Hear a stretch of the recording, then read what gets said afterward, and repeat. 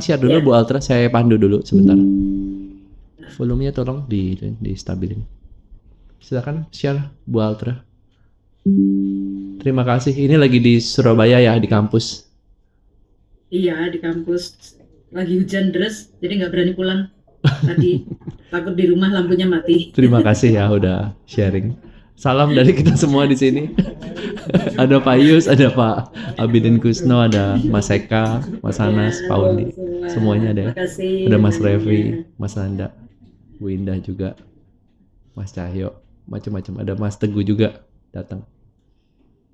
Nah, Silakan. saya tadi sempat dengar dari Mas Osa udah baru jam 2 baru bisa dan join. Oke, silakan share screen Bu Alter. Ya, Kita udah. tunggu. Oke. Ya, saya. Saya tunggu.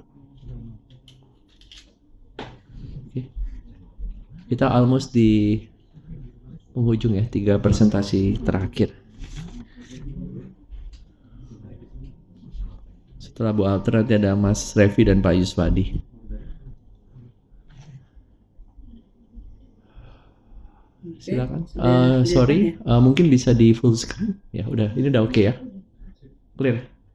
Silakan Bu Altra. Waktu dan tempat dipersilahkan. Terima kasih. Oke. Mungkin dari saya nggak akan panjang juga karena mungkin sebagian sudah di cover sama teman-teman. Tadi saya dengar sebagian, saya nggak dengar yang setengah hari. Cuman kelihatannya sih eh, nggak jauh-jauh dari itu gitu ya. Cuman dari saya lebih ke bagaimana kita bisa, kalau dari saya dengan tema kemerdekaan dan filsafat arsitektur itu bagaimana kita bisa mencapai benar-benar eh, merdeka gitu ya dalam apa yang bisa dicapai dengan arsitektur dan filsafat arsitektur itu dalam konteks kemerdekaan itu ya. Jadi kenapa saya ngambil dekonstruksi diri dengan arsitektur itu karena tadinya saya memaknai dari ini kata merdeka ini. Dan kolonialisme atau imperialisme yang jadi awal dari istilah bukan istilah ya atau movement postkolonialisme. Em, tapi sekarang sudah lari jauh dari itu. Jadi sudah sampai ke sisi oppress dan the oppressor dan itu bisa siapapun. Jadi kalau tadi saya dengar ada pertanyaan dari em, Mbak Indah kayak kita nih sudah merdeka atau belum? Nah, itu pertanyaannya sekarang siapa opresornya gitu. Apakah kita sendiri juga jadi opresornya? Atau mungkin mm, justru itu pertanyaannya gitu. Kita nggak paham kalau kita itu belum merdeka gitu. Atau kita nggak paham kalau selama ini kita mungkin sudah kena sindrom kayak semacam Stockholm Syndrome gitu ya. Jadi kayak orang yang sudah lama jadi tawanan terus tiba-tiba merdeka jadi em, nggak tahu bentuk apa yang merdeka itu gitu. Jadi kita kita nggak tahu apa yang ada di luar si tunnel itu gitu. Ini ilustrasinya ngambil dari eh, yang di-share oleh Rich kemarin. Kalau saya memaknainya itu gitu. Jadi ada tunnel, banyak orang lari ke luar menuju ke end of tunnel, tapi cahaya itu nggak tahu apa yang ada di sana gitu. Dan pertanyaan-pertanyaan ini yang selalu menghantui kita. Sebagai kalau dibilang Indonesia sebagai negara yang postkolonial gitu, habis negara jajahan gitu. Karena kalau kita baca beberapa teks postkolonial, nggak ada niatan dari semangat postkolonial itu sebenarnya untuk kembali ke romantisme masa lalu gitu ya. Jadi masa lalu bukan sekedar masa lalu itu aja terus kita kembali dengan naif gitu, tapi eh, tujuannya ya ke masa depan gitu, ke yang new world, ke unknown future gitu. Semuanya kita berjalan ke depan yang bisa berjalan kembali ke waktu yang lampau. Tapi apa yang bisa dikonstruksikan gitu dengan new world atau new us ini gitu. Dan kita melihat itu dari kalau kita melihat ke dalam diri sendiri, kita itu adalah liberated oppressed. Jadi kalau kita melihat diri kita sebagai objek dari postkolonialisme itu, objek yang lalu menjadi subjek penentu pengetahuan atau penentu penentu realita, itu kita adalah aktor baru gitu dalam tanda kutip, karena keberadaan kita pun sebenarnya semua sudah berada di masa yang eh, lama gitu ya. Cuman selama ini siapa yang menulis sejarah, siapa yang menentukan filsafat, siapa yang menentukan sistem pengetahuan gitu. Eh, Mungkin supaya lebih solutif gitu kan katanya Mbak Indah tadi, kita nggak perlu, kalau saya sih kita itu nggak perlu melihat diri sebagai the oppressed gitu atau liberated oppressed, itu mungkin kita tidak perlu terlalu memusingkan hal itu, tapi menemukan siapa kita sebagai, dan kita ini adalah kalau yang di sini saya menyebutnya architecture enthusiast gitu, orang-orang yang hmm, antusiasmenya besar terhadap dunia arsitektur ini, entah sebagai arsitek, entah sebagai akademisi, entah sebagai penghobi atau pengamat atau seorang filsuf atau seorang em, teknik sipil atau apa, tapi eh, kita melihat dunia arsitektur, kita itu sah-sah aja melihat dunia arsitektur karena yang saya pelajari ini eh, oh ya sorry, ini hanya sebuah apa, sebuah data gitu. Kalau dari Lens ORG, isu postkolonialisme itu lebih banyak dibicarakan di sosiologi, di ilmu sosiologi, political science, history, atau gender studies semuanya. Jadi segalanya yang istilahnya subaltern yang lalu bicara gitu, atau eh, apa ya, the others yang lalu bicara. Lalu, kenapa di sosiologi? Dan sosiologi itu cukup banyak mempengaruhi arsitektur dan urban gitu di akhir-akhir ini gitu. Ketika yang dibicarakan adalah kemerdekaan dan kesetaraan. Jadi ada gender space, lalu ada um, social production of space sejak tahun 70-an itu ya. Jadi sejak gerakan itu mulai banyak dibicarakan. em, Tokoh dengan tokoh-tokohnya justru banyak kita mengambil dari tokoh-tokoh sosiolog gitu ya. Jadi kayak Lefebvre, terus Soja, terus Bourdieu, itu sebenarnya eh, mereka adalah para sosiolog, kita semua tahu ya. Jadi lalu yang dibicarakan adalah ruang-ruang, jadi perebutan ruang, lalu kesetaraan hak atas ruang dan segala macam gitu. Dan estetika, mungkin yang akhir-akhir ini mungkin kita semua bisa relate adalah em, tentang identifikasi diri gitu ya. Jadi kita bisa se ekstrim gerakan woke gitu, yang bisa mengidentifikasi diri dengan apapun gitu.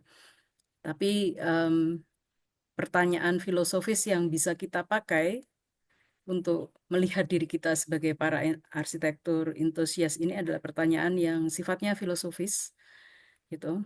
Apa? Yaitu pertanyaannya bisa bersifat ontologis, epistemologis, dan aksiologis. Dan tadi banyak yang sudah mulai bertanya dari teman-teman yang bicara tentang bagaimana mencari belajar tentang arsitektur, pengetahuan seperti apa sih arsitektur itu, lalu apa itu arsitektur itu sendiri, dan em, value-value-nya bagaimana gitu itu ya.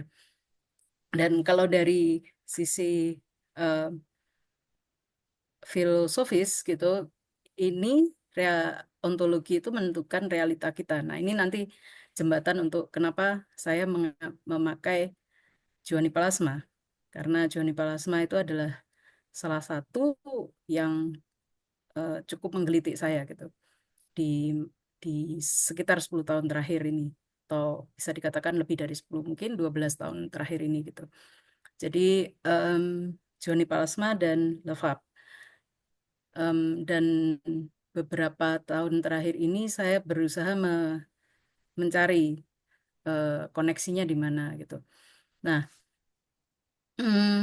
realita, arsitektur mempunyai realita, mempunyai pengetahuannya dan mempunyai value-nya. Dan kalau kita mau melihat itu, mungkin ini sudah banyak yang tahu, jadi saya agak lewat-lewatin aja yang pertanyaan ontologis itu gimana kita mempertanyakan tentang realita, epistemologis bagaimana kita melihat arsitektur itu sebagai pengetahuan, bentuk pengetahuannya bagaimana, apakah bisa pengetahuan yang tidak dibangun oleh si arsitek gitu. Jadi misalnya kayak tadi yang dipresentasikan oleh Mas Osa gitu. Jadi kalau arsitektur tanpa arsitek, eh, bentuk pengetahuannya gimana gitu. Kalau itu kita anggap sebagai sebuah kebenaran. Kalau itu kita anggap sebagai em, oke, itu kalau di Indonesia adalah arsitektur gitu. Jadi kalau di Indonesia nggak harus arsitek, ini arsitek dalam tanda kutip yang bukan bukan versi DAI gitu ya. Jadi dalam dalam konteks yang lebar banget gitu ya. Jadi masyarakat itu bisa ikut membangun, ikut menentukan keindahan, ikut menentukan apa itu arsitektur. Kalau kita menganggap bahwa itu adalah juga arsitektur, berarti kita juga harus bisa menentukan misalnya berarti bentuk pengetahuannya bagaimana? Pengetahuan arsitekturnya yang begitu itu bagaimana? Terus secara value-value-nya bagaimana gitu? Secara aksiologis, hakikat nilainya, keindahannya bagaimana gitu? Kalau keindahan itu tidak serta-merta hasil dari seorang arsitek gitu. Kalau karena kita sekarang kalau kita kebetulan nih kami di Petra juga mungkin arahnya ke sana ya sekarang apa kalau dunia pendidikan kita semua arahnya ke social transformation gitu. Jadi universitas menjadi penggerak social transformation sehingga ketika kita tadinya tadinya gitu saya dan beberapa teman itu seolah melakukan perjalanan sunyi gitu tiba-tiba ramai jalannya gitu. Jadi eh, kami punya kelas yang mm, pakai metode service learning dan itu kami repot sekali. Jadi benar-benar eh, harus ke satu desa terus benar-benar harus melibatkan mereka dan itu melepas banyak otorita tentang keindahan tentang segala macam yang biasa kita kayak pegang gitu sebagai arsitek kepada masyarakat gitu.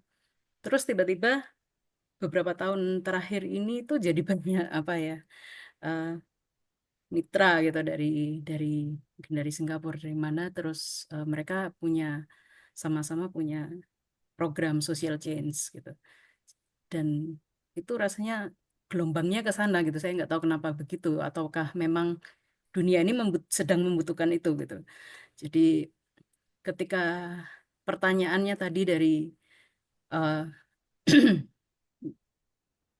Mbak Indah ya kalau nggak salah tentang kurangnya agensi gitu. Em, ya itu gitu agensinya untuk apa dulu gitu jadi barangkali apa yang sedang kita lakukan sekarang mungkin kita melihat itu sebagai sesuatu yang sunyi tapi mungkin suatu saat kalau memang kita tahu itu benar ya kita harus atau kita menganggap itu sebuah kebenaran kita harus bisa mengkonstruksi apa itu yang sedang kita sebut sebagai kebenaran itu gitu terus ini saya nemu apa eh, kartun gitu. Terus gimana hubungannya sama arsitektur itu barang-barang kayak gitu tuh ontologinya segala macam gitu. Apakah realita itu bisa dilihat apa pengaruhnya arsitektur ke dalam realita kita gitu. Dan ini yang saya dapatkan cukup mengejutkan atau cukup membangun saya gitu, membangunkan saya gitu. Ketika saya membaca eh, ini dulu ya, Palasma. Jadi Palasma ini seolah-olah mendekonstruksi saya gitu, karena dia kemudian mengajak melihat arsitektur, karena dia memang melihat membuat segala bukunya ini setelah dia selesai berarsitektur gitu ya. Terus dia berfilosofi gitu. Terus segala macam multisensori itu adalah kalau kita baca atau dengarkan kuliah-kuliahnya adalah cara dia untuk berfilsafat tentang being, tentang kita sebagai manusia gitu. Jadi dia melihat bahwa arsitektur itu ya kita semua tahu gitu, bukan ilmu yang apa ya, yang ya memang kita arsitek dididik jadi arsitek gitu, eh, atau akademisi arsitektur, tapi itu adalah dunia yang dihidupi oleh semua orang dan membentuk semua orang. Dan semua orang barangkali membentuk filosofinya dari arsitektur atau dunia built environment yang ada di sekitarnya gitu. Nah, ini dia melihat bahwa itu terjadi karena dunia yang terbangun itu semua langsung pengaruhnya ke badan kita gitu. Jadi ini tulisannya yang terakhir kalau nggak salah, yang ini, yang Architecture and Neuroscience, itu cukup merangkum semuanya ya. Yang terakhir banget itu inseminasi hanya seperti ensiklopedia gitu. Dan mungkin dia sudah menulis buku-buku yang lain.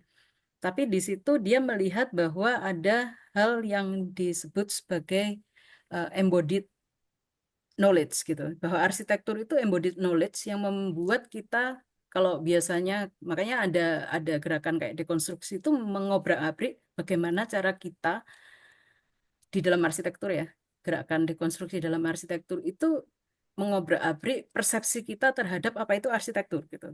Itu terjadi di dunia barat, dan pengaruhnya misalnya tentang apa, ruang-ruang yang informal, lalu ruang-ruang yang bisa berubah, yang temporary, yang apa, itu semuanya sebenarnya untuk orang-orang di dunia yang ambigu kayak kita itu bukan hal yang baru gitu. Bahkan kalau kita lihat dari ilmu logika gitu, terus ada ilmu ilmu komputer, begitu ditemukan fuzzy logic itu jadi apa? Jadi salah satu penggerak komputer, dunia informasi, dunia IT jadi tinggi langsung biar gitu. Apa sih fuzzy logic? Logic yang ya nggak seperti yang di eh, asalnya si pengetahuan filsafat barat itu gitu. Dengan matriks yang lebih ruwet, yang tidak dua dimensi tapi berdimensi-dimensi gitu ya. Jadi itu yang akhirnya sampai ke AI. Seandainya tidak ada fuzzy logic itu ditemukan atau dicetuskan atau dinyatakan, mungkin nggak akan sampai AI sekarang kita gitu. Nah itu ya. Em, bentar.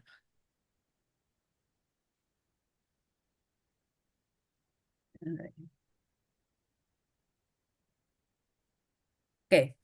Em, ini pernyataan-pernyataan dari si Palasma. Jadi kalau dia ini, saya mencoba menggrafiskan, mungkin saya bukan penggrafis yang baik gitu.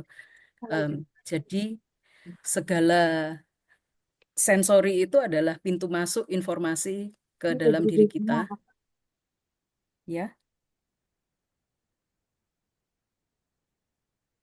Apa suaranya masih didengar? Kedengeran, kedengeran Bu Altra. Silakan. Ya, oh ya, oke. Jadi em, dia menambahkan apa yang dia lihat dari Renaissance, arsitektur sejak zaman Renaissance atau arsitektur Barat sejak zaman Renaissance itu terlalu memperhatikan keindahan secara visual gitu. Dan dia melihat bahwa arsitektur itu nggak sekedar visual. Bagaimana kasus apa ter terekstrim itu adalah Helen Keller.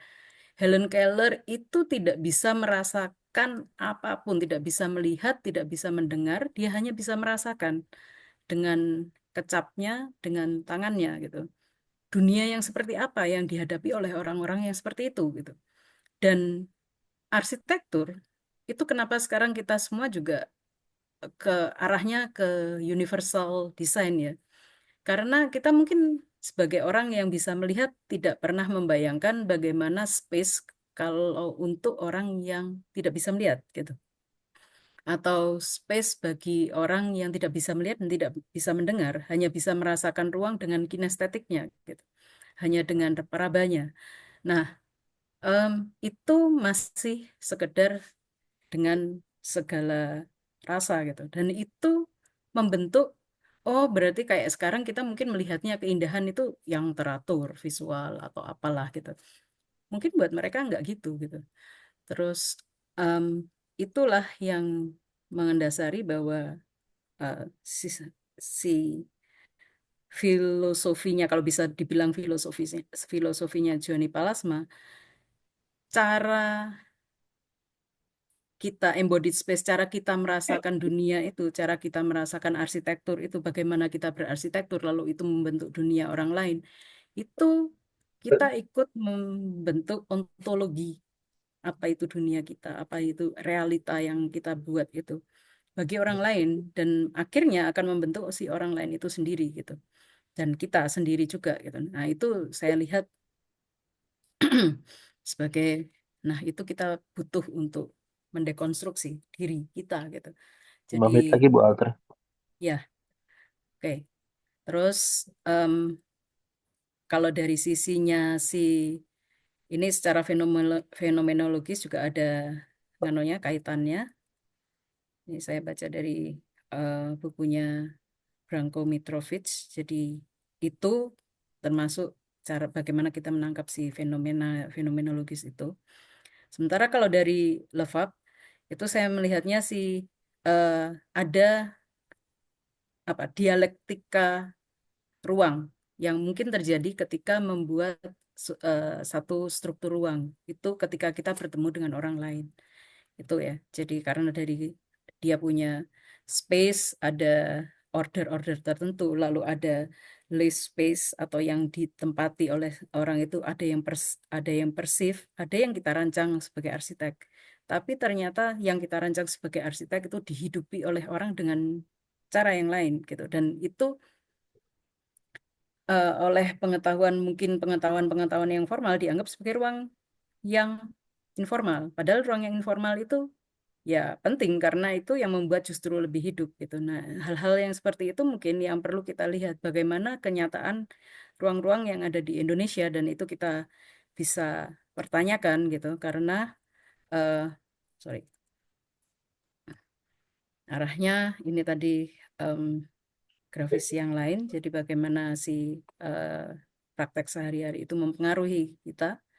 Terus ini ada buku lucu yang saya suka juga, bukunya Elizabeth Pisani tentang Indonesia. Dia ngomong Indonesia itu Indonesia ETC gitu. Jadi apa dan lain-lain negara dan lain-lain. Karena kalau dilihat dari em, proklamasinya, mana ada negara yang bisa dibangun dengan cara kayak gini. Proklamasinya nggak menjelaskan apa-apa gitu, nggak ada apapun yang jelas dari pendirian Indonesia itu gitu. Tapi dia melihat bahwa setelah dia keliling Indonesia, dia melihat bahwa ya gitu Indonesia itu gitu. Kompleksitasnya negeri yang indah, eh, culture-nya seperti tapestry yang ditenun oleh budaya-budaya dan sticky banget budayanya, meskipun orang-orangnya mau modern juga. Tapi ada banyak hal yang paradoks gitu, dan kayak kalau istilahnya dia itu kayak bad boyfriends gitu. Jadi eh, toxic gitu ya. Tapi ya ada benernya gitu, tapi menggoda juga gitu. Terus dia bilang waktu dia ngobrol dengan salah satu pejabat gitu, dia ngomongnya ya nation building by trial and error ya kita ini gitu. Ya, barangkali itulah kita harus membangun pengetahuan kita dari situ, arsitektur yang bagaimana yang trial dan error, dan barangkali kita ya itulah yang kita lakukan gitu. Dan itu barangkali menjadi sesuatu yang cukup sedaktif gitu dan cukup bisa kita eksplor macam-macam. Dan yang kalau kita mau ngomong tentang filsafat arsitektur yang Indonesia, let's say kita nggak usah ngomong yang romantis-romantis gitu ya, mungkin Nusantara atau apa gitu. Ya yang yang gimana Indonesia itu gitu. Ya barangkali kita perlu melihat hal-hal yang ada di dalam diri kita, informalitas atau ya hal-hal yang mungkin untuk orang dari pengetahuan barat dianggap sebagai sesuatu yang itu tadi gitu. Arsitektur tanpa arsitek namanya vernakular gitu. Kalau kita berani ngomong yang vernakular itu ya arsitek juga, arsitektur juga gitu ya. Terus bagaimana gitu ya. Mungkin itu dari saya. Oke, kita kasih close. Thank you. Oke. Ya ini cuma contoh-contoh yang kita coba kemarin di IAI Jawa Timur dengan Petra. Yang ini, yang kedua ini. Kita bikin Spirit of Majapahit gitu, terus ini lombanya, hasilnya juga aneh-aneh sih, mahasiswa-mahasiswa dan yang baru lulus. Lucu sih. Oke, saya kembalikan ke Terus mau Ridits. tanya iseng ini kenapa Majapahit di atas awan ini begitu penting buat Bu Altra? Kenapa? Desa di aman Hubungan, ini. iya, Yang kanan ya? hubungan dengan filsafatnya apa sih sebenarnya? Ini. Ini kan yang kanan nih yang menang. Itu Ridits kenal itu sama yang sama yang menang itu. Ini Johan Ritz yang bikin. Saya baru tahu juga. Ah, itu hubungannya sama filsafat karena kan memang waktu itu lombanya ngomong Spirit of Majapahit. Lalu dua karya ini, yang kiri dan yang kanan ini punya pendekatan yang berbeda. Jadi yang kanan ini dia melihat dari sisi value-nya gitu. Value bahwa apa yang membuat orang Mojokerto itu tetap jadi orang Mojokerto dan desanya seperti itu, tetap ada kehidupan seperti itu. Mulai dari zaman Majapahit sampai sekarang dan mungkin sampai nanti gitu. Itu adalah sistem sosialnya gitu.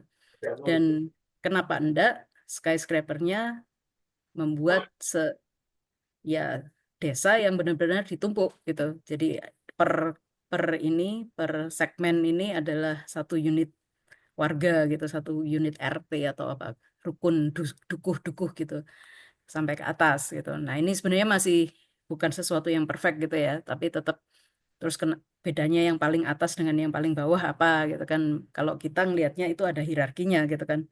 Yang paling atas dan yang paling bawah ada hierarkinya. Dia tidak membedakan antara yang atas dan yang bawah. Terus kalau yang kiri dia melihat ilmu bata itu sebagai sesuatu yang bisa dikembangkan gitu. Jadi dia melihat itu sebagai apa ya? Yang dia lihat craftsmanship yang ada di situ. Tapi dia tidak semata-mata ngomong craftsmanship itu adalah bata lalu bangunannya bata gitu. Jadi dia melihat bahwa bata itu bisa dibuat dari eh, apa? Debris, serpihan-serpihan atau mikroplastik gitu, terus itu bisa dibuat di eh, recycle dari sungai-sungai yang polusi lah. Itu dia bayangannya kayak 70 tahun atau 100 tahun yang akan datang di mana dunia sudah polusi banget gitu, distopin banget dunianya gitu ya. Jadi kita melihat yang sisi kiri dia mengembangkan melihat keutamaan tektonika atau craftsmanship yang ada di sana di Majapahit dengan kebataannya gitu. Sementara yang kanan dia melihat sistem sosialnya, cara berada di dunianya itu yang eh, bertahan, yang sustain gitu, yang membuat Mojokerto atau Mojopahit atau dalam tanda kutip Mojopahit tetap Mojopahit gitu. Itu sih. Ini saya sengaja mengambil dua contoh ini untuk apa mengkontraskan. Tapi bisa ada contoh-contoh yang lain. Tapi kalau yang mungkin dalam waktu yang singkat ini yang bisa Oke. saya. Terima kasih. Ada tanggapan dari para silakan Pak Is. Terima kasih sekali Bu Altriosi. Jadi sangat membuka ini penyajiannya. Saya ada satu pertanyaan ya. Saya bertanya-tanya juga selama ini. Untuk merumuskan pertanyaan filosofis tadi, kita perlu semacam orientasi enggak? Untuk mengatakan bahwa rumusan filosofis tadi benar. Itu kira-kira kita membutuhkan satu orientasi atau fokus atau kiblat tertentu begitu? Bagaimana menurut Altriosi? Menurut ya, terima kasih Pak Yus. Itu salah satu yang mungkin kita perlu cari. Harusnya ada orientasi karena kalau kita mau ngomong dekonstruksinya Derrida kan juga nggak ada yang segala sesuatu nggak ada yang di luar teks gitu kan dia apa konteks gitu apa teks gitu ya. Jadi selalu ada yang baru itu didapatkan dari teks yang lama. Terus kalau kita mau mencari sesuatu yang baru, kita harus mencari apa yang mungkin salah dibaca gitu, atau yang kalau istilahnya dia banyak hal-hal yang dede gitu ya, kayak misalnya ada mitos-mitos tertentu, terus kita ada demitologi, nih apa istilahnya, Mitologi sakit. demitologis, ya itulah gitu, ribet saya ngomongnya. Jadi arahnya kemana? Itu kita mungkin eh, kalau ngelihat Indonesia mungkin kita terlalu luas ya. Saya membayangkan jadi Soekarno terus keluar keluar Pancasila itu ya hebat banget gitu. Dia bisa mensarikan apa ya. Tapi mungkin harus disuruh jadi hermit ke pulau tanpa ngobrol kemana-mana dengan orang lain ya. Tiap eh, tiap culture yang kita punya itu pasti punya teks Pak Nganu Pak Yus. Entah teksnya itu teks culture atau apa. Kalau kita mau ngomong sesuatu yang sangat Indonesia, mungkin ya kita teksnya apa gitu. Jadi terus kalau kita mau ngomong teks, preteks, dan konteks, konteksnya dulu juga apa. Dan kadang-kadang kalau kita, dan mungkin yang perlu kita waspadai atau kita mesti aware itu adalah kita kadang-kadang juga kalau ini kalau dari sisi politisi itu kadang-kadang saya ngelihatnya kita bikin narasi pinter banget dibuat preteksnya dulu gitu. Jadi konteksnya itu tiba-tiba ada gitu. Kita tiba-tiba setuju sama dia karena selama beberapa tahun dia long gamers gitu. Jadi bukan orang yang sekali saat itu dia melakukan sesuatu, tapi ternyata langkahnya dari lama dia bikin preteks dulu sehingga preteksnya itu jadi konteks, lalu dia bikin teksnya tuh gini gitu terus jadi sebuah narasi yang baru gitu. Nah, itu langkah yang Machiavellianism banget gitu ya. Jadi kalau menurut saya harus sih tetap, dan itu tadi yang mungkin jadi kegundahannya Indah. Jadi ya sekarang yang jadi nganonya jadi banyak dipertanyakan adalah etika. Dan kalau saya kemarin sempat ya search gitu, apa sih sekarang pembicaraan filosofis yang terakhir di akhir-akhir ini gitu.